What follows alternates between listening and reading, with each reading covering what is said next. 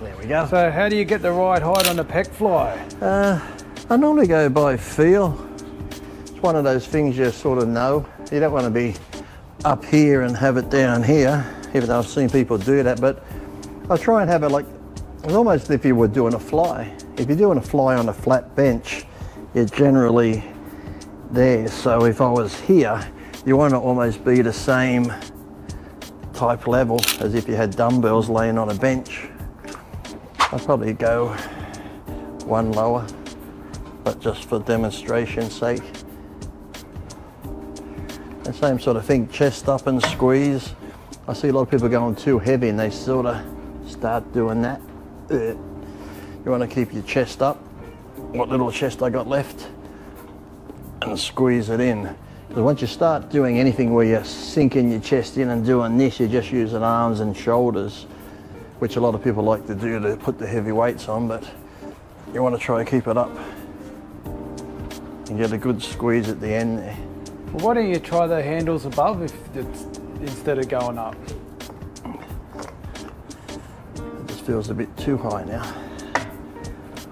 Okay. I'm one of those people, only mainly due to my injuries, a millimetre each way is like, that hurts, that there doesn't. So generally if you weren't injured, this would be fine.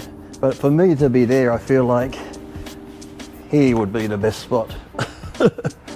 And sometimes too, when I'm on these machines at the gym, sometimes I won't sit down, I'll put the seat right down and I'll just stand where I feel is the perfect spot, only due to, like I said, sometimes the seat setting, just because I have little injuries, each hole could just be that little bit off. Yep.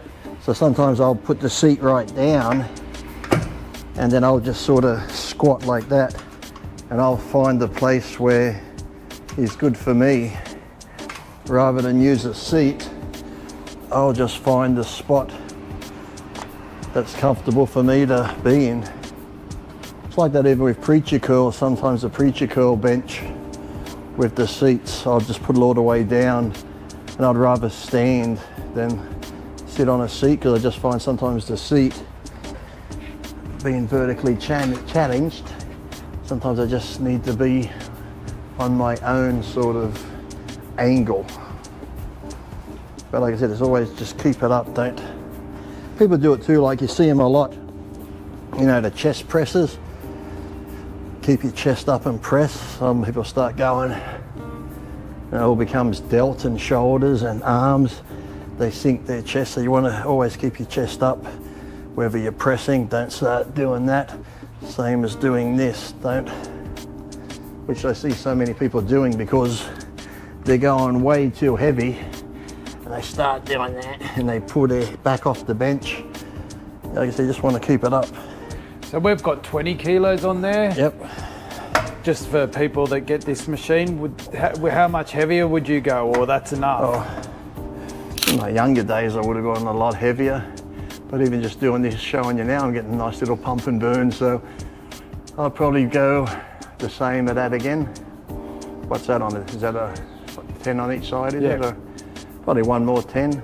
Because like I said, it's not a mass building, and like I said, you're just getting a nice stretch. The main thing is just getting a good stretch and good squeeze. So how would you incorporate that into your chest workout? Generally this one I do like either middle or at the end. You know, to warm up with, I wouldn't really use it because you're stretching so far open. Yep. I'd rather do like a pressing type movement to get the blood in there. Yep.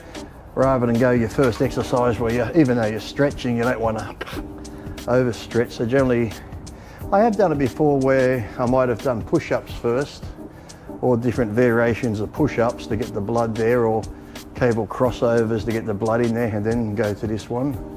It's like a fly movement. I'd always maybe do dumbbell presses flat or incline first, and then do the fly movement around third.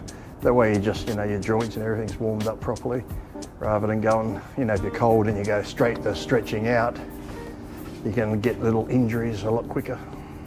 So for flies, yes, cable, dumbbells or machine?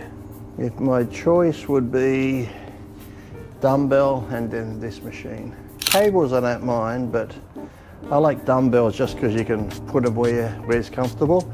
I like dumbbells too because at the end I like to give a little squeeze like that. Yep. Which you can similar do on this, even though you can't really see it, but on here, even though my hands are like that, I'm squeezing more with the palm at the very end. Like I said, I'm not really ripping here. Yeah. So you're just using your hands like a hook and just really just using your chest to really squeeze it in. So dumbbells and this would be my first to go to, and then like I said, cable crossover type things would be like at the end type finishing on. Cable crossovers. Mm-hmm. Do you do them anymore, or? Yeah, I still do them towards the end, yeah. Just because, like I said, sometimes with the injuries I can't press heavy anymore, so if I do some of them, just really focus on squeezing just to get the blood in there. So, given the size and the cost of a cable crossover, yeah, what would you rather, a cable crossover or that machine? I'd rather this or a flat bench with dumbbells. Yeah, like a cable crossover or that and a lat pull down, because you can do all your there's a few exercises that you can do on the cable crossover that you can't do on that and a lat pull down. But well, if you had, like I said, like similar, like I said, that's the older style machine over there. If you have that type, you got the bench attached to it, so you can do your benches, and you got your crossovers for your cables, and you could use your dumbbells as well. So, you know, the cables are good and stuff, but to me it's just like, I don't know, I like things that feel like free weights more. Cables are good because you've got the constant tension, but even this here, just in my hand, feels more like a dumbbell than what a cable does. But like I said, I like cable crossovers as well, and you can use them, like I said, you've got a crossover machine, then like you said, you can do presses with them if you want the cables. You can do, if you've got a cable machine, you got all your bicep curl exercises, single arm, barbell, you got all your tricep exercises. So really, if you've got like a cable type machine, you can pretty much do anything on it. So, whereas these are good, but once you've done your rear delt and chest on this, that's pretty much all you can do on it. So, So like I said, if you have this is a great machine to have, but if I had a choice too, like I've got the machine at home you gave me, which is similar to like the Smith that has the cables and that on. So like I said, I can do free weights in it. And I can put a bench in there, do the free weights, so I can take the bench out and do the cable movements. So you got the best of both worlds. Yeah, look, this is definitely a luxury. Yeah. Like for a personal trainer, it'd be great because you know you can put people on there, and the form's a lot easier to nail. But yeah, if you're a guy, if I was going for like a home setup, I wouldn't pick this. I'd go for a cable, something with a cable crossover on it, because like I said, because then you've got the cable crossovers, you got your bench with your dumbbells where you can do your dumbbells, but then like I said, once you've got the cable set up, then you've got all your tricep movements, you've got all your bicep movements, you can do whatever, you can put a belt on and do belt lunges on it. So no, this would be like the next step up once you've had all the others. Yeah, if you've got a big shed, it doesn't take up much space. It's not cheap, but yeah. Now we've gone fancy and added more resistance with a band. Really trying to make me work hard. Which actually it does feel nice. It actually get a good squeeze. Well, it just changes the resistance profile and adds a bit more tension. Well, actually, I like it because it actually feels a little bit more like that, you know, with the dumbbell, you got to control it more going back, so you feel it more. Which actually feels good because it's got the same, you know, some machines you can go easier and then get lighter. That with the band on, it feels like I got the same weight through the whole arc of the movement. There isn't any easy spot. Yeah.